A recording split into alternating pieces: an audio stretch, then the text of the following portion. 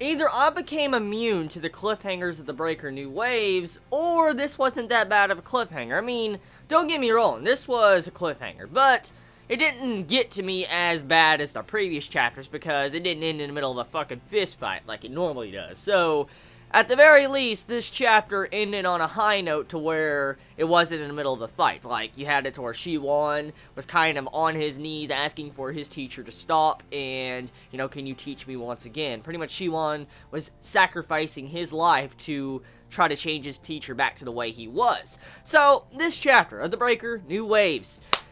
Good chapter. Very, very good chapter. And very one-sided. Oh, dude. Like, oh my god. Okay, so I knew for a fact Shiwon couldn't probably fight Nine Arched Dragon. I mean, I thought he would be able to put up some form of fight, but I knew for a fact he couldn't possibly beat his teacher. I did want to see Black Origin Threshold, which is still on the table, but still. His teacher just laid Shiwon the smackdown. Like, he beat the shit out of him. Like, Shiwon was like a ragdoll pretty much this entire chapter. And Shiwon was getting schooled hard. Like, oh my god. Shiwon's going in with his skills and stuff he's learned for the entirety of the Breaker New Waves. And all of a sudden you have it to where, you know, his sensei's coming in, grabbing him by the face, slamming him into the ground, into the concrete. I'm like, oh, yo. Here's the thing, okay?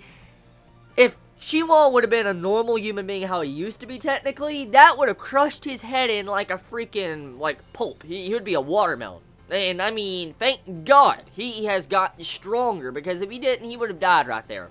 And I actually want to dive into a couple of things with this chapter. So, I personally believe that the Nine Arched Dragon is holding back. And it's kind of obvious that, you know, Shiwon is also holding back at the exact same time. Because what makes me believe that the Nine Arched Dragon is holding back is because he continues to ask, do you want to die, to Shiwon. Even that raises a bell in my head, like, okay, so if he really wanted to kill, you know, Shiwon, he wouldn't be asking that question. He would constantly try to attack him, beat the shit out of him, and kill him, pretty much. And clearly he could do that, because we saw the damage that Shiwon took in this chapter, and he's just trying to incapacitate Shiwon, not really try to kill him. And on top of that, too, Shiwon is really not trying to fight either. He's just trying to change his, you know, teacher back to the way he was. He's like, please teach me once again, teacher, you know, stuff like that.